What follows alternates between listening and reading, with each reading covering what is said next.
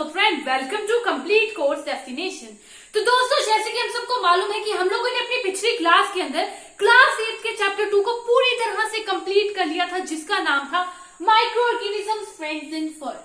तो देखो, इस पूरे चैप्टर को हम लोगों ने डीपली डिस्कस कर लिया अपनी पिछली कुछ क्लासेस के अंदर, और आज की क्लास के अंदर हम लोग पूरे चैप्टर को जो है डिस्कस कर लेंगे 15-20 मिनट के अंदर। पूरे चैप्टर के अंदर देख लेंगे कि था क्या क्या, ठीक है। तो एक क्विक रिवीजन कर लेंगे। तो इस क्लास को हम लोग क्या कह सकते हैं, रिव्यू क्लास भी कह सकते हैं। हम लोग रिवीजन करेंगे थ्रू माइंड मैपिंग, जिसके जरिए आपको पूरा चैप्टर हमेशा याद रहेगा, ठीक है। माइंड मैप्स के रास्ते से आपको पूरा चैप्टर जो है याद रहेगा। तो अपनी क्लास को हम लोग शुरू करेंगे, लेकिन उससे पहले जो लोग इस क्लास को देख रहे हैं, लाइक शेयर सब्सक्राइब करना मत भूलिएगा। लाइक शेयर सब्सक्राइब जरूर कर दीजिएगा। तो चलो शुरू करते हैं अपनी क्लास को।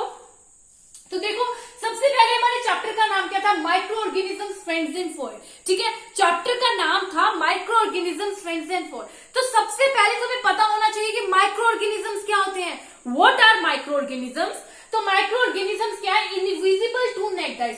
ऐसे ऑर्गेनिजम्स जो कि हमारी नेक डाइस से हमें नहीं दिखते हैं, उनको कह दिया जाता है micro organisms. So what are micro organisms? Those organisms which can not be seen by our naked eyes are called micro organisms. Okay, तो हमारे जो माइक्रो ऑर्गेनिजम्स हैं उसको 4 बेसिक ग्रुप्स के अंदर बांटा गया। That is viruses, bacteria, fungi and protozoa, ठीक है। वायरस, हमारे माइक्रो ऑर्गेनिजम्स कौन कौन से होते हैं, viruses, bacteria, fungi, protozoa, even algae also, ठीक है। ये सब हमारे माइक्रो ऑर्गेनिजम्स हो गए। अब देखो, जो माइक्रो ऑर्गेनिजम्स है, बात आती है कि माइक्रो ऑर्गेनिजम्स रहते कहां पर है।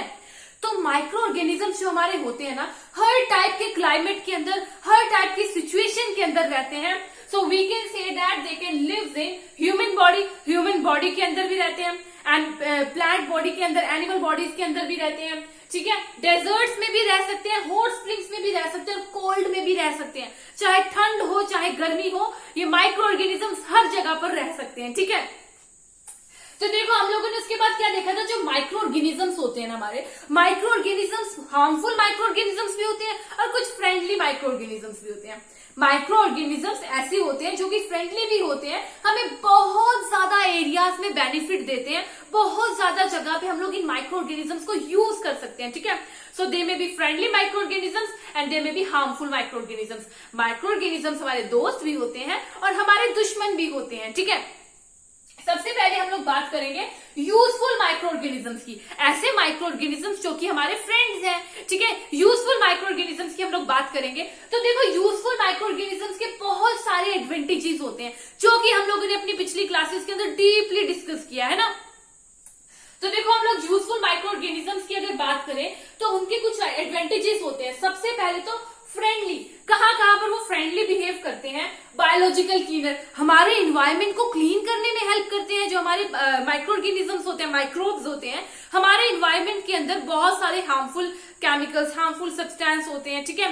एनिमल वेस्ट हो गया, प्लांट वेस्ट हो गया, इन सब को ये यूजफुल थिंग्स में कन्वर्ट कर देते हैं हमारे माइक्रो ऑर्गेनिजम्स, ठीक है। हमारे इन्वायरमेंट को क्लीन करके रखते हैं। Second thing is soil fertility, soil के अंदर फर्टिलिटी को इंक्रीज करते हैं हमारे माइक्रो ऑर्गेनिजम्स, है ना। ये भी हम लोगों ने अपनी क्लास में डिस्कस किया था, किस तरह से सॉइल फर्टिलिटी को इंक्रीज करते हैं। देन ये क्या काम करते हैं, देन ये कर्ड एंड ब्रेड की फॉर्मेशन में भी हेल्प करते हैं। हमारे जो कर्ड होते हैं, जो कर्ड होता है, जो ब्रेड होता है, मिल्क से कर्ड बनाना, या फिर जो हमारा फ्लोर है उससे ब्रेड बनाना, इन सब में हमारे माइक्रो ऑर्गेनिजम्स हमें हेल्प करते हैं।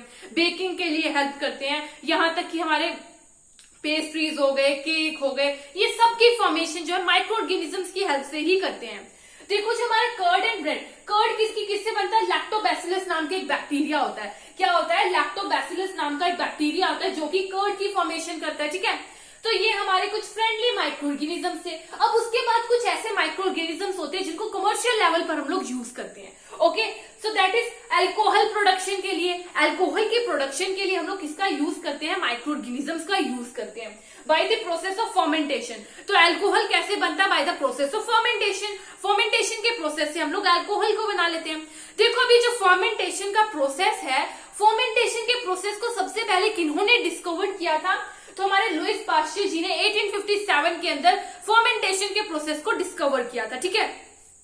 एसिटिक एसिड की फॉर्मेशन में हेल्प करते हैं हमारे माइक्रो ऑर्गेनिजम्स। वही हम लोग माइक्रो ऑर्गेनिजम्स की हेल्प से मेडिसिन को भी बना सकते हैं। बहुत सारी ऐसी मेडिसिन होती हैं जो कि हम लोग माइक्रो ऑर्गेनिजम्स की हेल्प से बनाते हैं।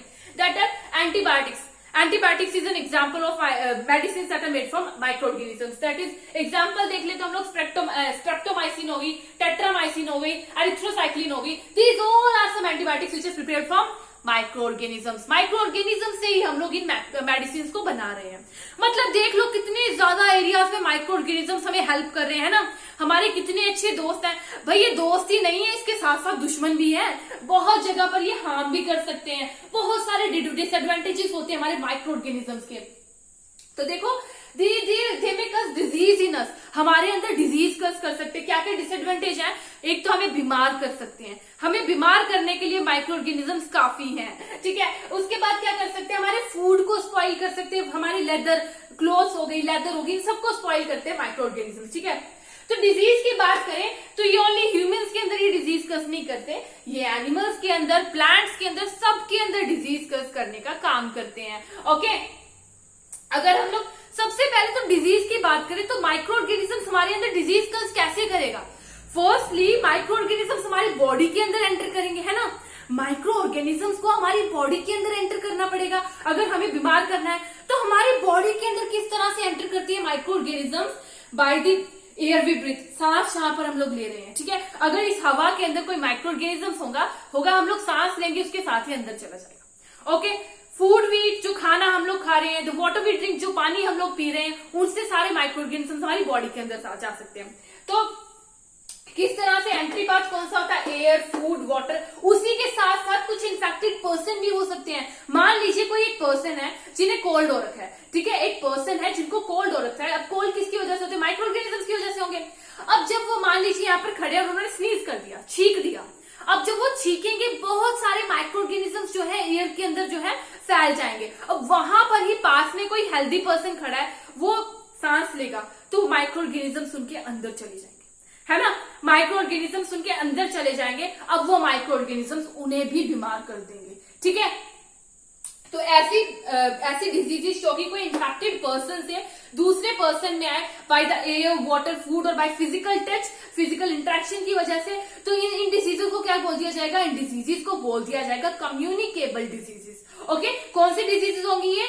Communicable diseases. उसके बाद हम लोग देख लेते हैं इंसेक्ट्स की हेल्प से भी आ सकते हैं, एनिमल्स के रास्ते भी आ सकते हैं। जैसे हमारी हाउस फ्लाइज हो गई, मॉस्किटोज हो गए। हाउस फ्लाइज क्या करती है? गंदी मंदी जगह पर बैठकर आती है कूड़े कचड़े पर। अब वो बहुत सारे माइक्रोब्स उनके साथ अटैच्ड होंगे, चिपक जाएंगे। वही हमारे खाने के ऊपर आकर बैठ जाए तो हमारा खाना खराब कर देंगे, वही खाना हम खा लेंगे तो बीमार हो जाएंगे।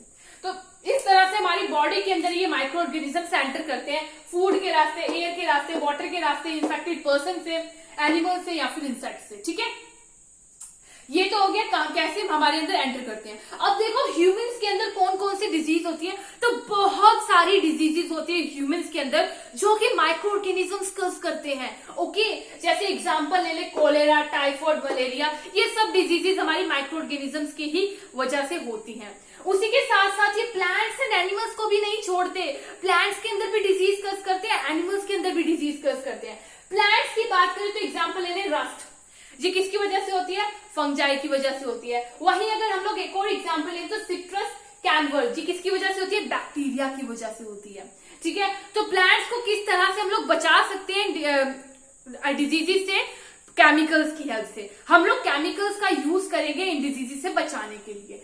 वहीं अगर हम लोग एनिमल्स के अंदर देख ले तो एनिमल्स के अंदर भी डिजीज कॉज करते हैं। जैसे फुट एंड माउथ डिजीज होती है जो कि वायरस की वजह से होती है। एक एंथ्रेक्स नाम की डिजीज होती है जो कि बैक्टीरियल की डिजीज होती है। बहुत ही ज्यादा human and cattle disease, dangerous human cattle disease है, ठीक है। तो ये तो हो गई डिजीजेस की बात। अब इन डिजीज से बचने के लिए कौन हेल्प करते हैं? हमारे मेडिसिन भी किससे बनी हुई है? माइक्रो ऑर्गेनिज्म से बनी हुई है, ठीक है। देख लो, माइक्रो ऑर्गेनिज्म से बीमार कर रहे हैं, माइक्रो ऑर्गेनिज्म से हमें बचा रहे हैं। अब देख लेते हैं हम लोग फूड जो स्पॉइल, हमारे माइक्रो ऑर्गेनिजम्स जो हमारे फूड को स्पॉइल करते हैं। जब माइक्रो ऑर्गेनिजम्स हमारे फूड के ऊपर ग्रो कर जाएं तो कुछ टॉक्सिक सब्सटेंस को रिलीज करते हैं। यही टॉक्सिक सब्सटेंस हमारे फूड के अंदर पॉइजनस चीजें जो है पॉइजनस बना देता है हमारे फूड को, मतलब कि हमारा फूड हो जाता है पॉइजनस। अब फूड को प्रिजर्व कैसे कर सकते हैं, किस तरह से हम लोग फूड को बचा सकते हैं, तो देयर आर वेरियस टेक्निक्स कि हम लोग अपने फूड को प्रिजर्व करके रख सकते हैं, ठीक है। दैट इज केमिकल मेथड है, कुछ केमिकल्स को ऐड कर दो, ठीक है, जिसकी वजह से हमारे फूड जो है स्पॉइल होने से बच जाएंगे। शुगर को ऐड कर दो, अब शुगर क्या है, मॉइस्चर को कम कर देती है, मॉइस्चर को कम कर देगी तो अब माइक्रो ऑर्गेनिजम्स को ऐसे एनवायरमेंट नहीं मिलेगा ग्रो करने के लिए। सॉल्ट से भी हम लोग किसी भी अपनी फूड मटेरियल को बचा सकते हैं, जैसे मीट हो गए, फिश हो गए, मैंगो हो गया, आंवला हो गया, इन सब चीजों को हम लोग सॉल्ट की हेल्प से बचा सकते हैं। वही अगर हम लोग ऑयल की बात करें तो पिकल्स वगैरह देखो ऑयल के अंदर डूबे हुए होते हैं, क्योंकि ऐसे एनवायरमेंट में माइक्रो ऑर्गेनिजम्स ग्रो नहीं कर सकते हैं। Health heat and cold treatment, बहुत ज्यादा ठंड में रख देंगे हम लोग, फ्रिज के अंदर चीज को रख देंगे और हमारे माइक्रो ऑर्गेनिजम्स ग्रो नहीं कर पाएंगे। या फिर दूध होता है, उसको बार बार गर्म करते हुए, फिर हमारी कोई भी सब्जी वगैरह दाल वगैरह होगी उसको बार बार गर्म करते रहो, जिसकी वजह से माइक्रो ऑर्गेनिजम्स ग्रो नहीं कर पाएंगे। तो ये हमारा हीट एंड कोल्ड ट्रीटमेंट हो जाता है। उसके बाद स्टोरेज एंड पैकेजिंग, स्टोर करके हम लोग चीजों को रखें जिससे पैक करके अच्छी तरह से, जिससे माइक्रो ऑर्गेनिजम्स ग्रो नहीं कर पाते हैं। तो ये कुछ मेथड्स है जिससे कि हम लोग अपने फूड को प्रिजर्व कर सकते हैं, फूड को बचा सकते हैं माइक्रो ऑर्गेनिजम्स के अटैक से। ओके, अब देखो उसके बाद माइक्रो ऑर्गेनिजम्स नाइट्रोजन फिक्सेशन का भी काम करते हैं। देखो हम लोगों ने अपनी पिछली class 7th class 6th class के अंदर पढ़ा है, हमारा एक राइजोबियम नाम का बैक्टीरिया होता है। वो बैक्टीरिया क्या करता है, सॉइल के अंदर नाइट्रोजन को फिक्स करने का काम करता है ना। और उसी के साथ साथ लाइटनिंग से भी नाइट्रोजन फिक्स हो जाती है सॉइल के अंदर। अब देखो इन्वायरमेंट में तो 78% नाइट्रोजन प्रेजेंट है, लेकिन क्या होता है, हमारे प्लांट्स एंड एनिमल उस फॉर्म में नाइट्रोजन को नहीं ले पाते हैं। तो हमारा जो राइजोबियम बैक्टीरिया वो क्या करता है, प्लांट्स के रूट्स के अंदर नाइट्रोजन जो गैस है उसको यूजेबल फॉर्म में कन्वर्ट कर देता है, और फिर प्लांट्स जो है उनको मिनरल्स के साथ, वाटर के साथ ले लेती है, एब्जॉर्ब कर लेती है। अब उन्हीं प्लांट्स को एनिमल्स खाएंगे, ठीक है, इन्हीं प्लांट्स को एनिमल्स खाएंगे तो वो भी नाइट्रोजन को ले लेंगे in the form of protein and all, ठीक है। जब वो खा लेंगे उसके बाद क्या होगा, या तो एनिमल्स की डेथ होगी या फिर प्लांट्स की जब डेथ होगी, जब उनकी डेथ होगी तो वो सॉइल के अंदर वापस मिक्स हो जाएंगे, ठीक है। माइक्रो ऑर्गेनिज्म फिर से उनके अंदर जो नाइट्रोजनस वेस्ट होगा उसको यूजफुल नाइट्रोजन के अंदर कन्वर्ट करेंगे, और कुछ पार्ट्स को जो है कुछ पार्ट से नाइट्रोजन गैस जो है वो इन्वायरमेंट के अंदर भेज देंगे। तो इसी को पूरा नाइट्रोजन साइकिल कहा जाता है, ठीक है, नाइट्रोजन साइकिल कहा जाता है। क्या होता है, एटमोस्फेयर में नाइट्रोजन है, एटमोस्फेयर की नाइट्रोजन को क्या करेंगे, बैक्टीरिया फिक्स करेंगे या फिर ब्लू ग्रीन एल्गी जो फिक्स करेगी एटमॉस्फेरिक नाइट्रोजन को, ठीक है, सॉइल के अंदर। अब या फिर लाइटनिंग फिक्स करेगी नाइट्रोजन को। अब इससे क्या होगा, compounds of nitrogen in the soil, soil के अंदर कंपाउंड्स ऑफ नाइट्रोजन के कंपाउंड्स आ गए जो कि प्लांट्स खा लेंगे, जो कि एनिमल्स खाएंगे। एनिमल जब उन प्लांट्स को खाएंगे तो एनिमल्स प्लांट को खा लेंगे, ठीक है। अब नाइट्रोजनस वेस्ट जो है एक्सक्रीशन के रास्ते या फिर डेथ की वजह से वापस से सॉइल के अंदर मिक्स हो जाएगा। अब सॉइल के अंदर मिक्स होने के बाद क्या होगा, कुछ बैक्टीरियाज हैं जो कि उन कंपाउंड नाइट्रोजन कंपाउंड को कन्वर्ट करेंगे नाइट्रोजन गैस के अंदर, और यही नाइट्रोजन गैस इन्वायरमेंट के अंदर वापस चले जाएगी, वापस एटमॉस्फेरिक नाइट्रोजन में कन्वर्ट हो जाएगी। मतलब ये साइकिल चलता रहेगा, एटमॉस्फेयर में नाइट्रोजन की कमी नहीं होगी, ठीक है। तो देख लो हमारे माइक्रो ऑर्गेनिजम्स कितने ज्यादा कमाल के हैं, कई बार हमारे फ्रेंड्स भी बन जाते हैं, हमारे दुश्मन भी बन जाते हैं ना। तो देखो पूरे चैप्टर को हम लोग रिवाइज कर चुके हैं एक पूरी तरह से, कुछ जल्दी 15-20 मिनट के अंदर पूरे चैप्टर को हम लोग कर चुके हैं रिवाइज। बाकी अगली क्लास के अंदर हम लोग अपनी 8th क्लास के 3rd चैप्टर को स्टार्ट करेंगे। तो आज की क्लास हम लोग यहीं पे खत्म करेंगे। Thank you friends.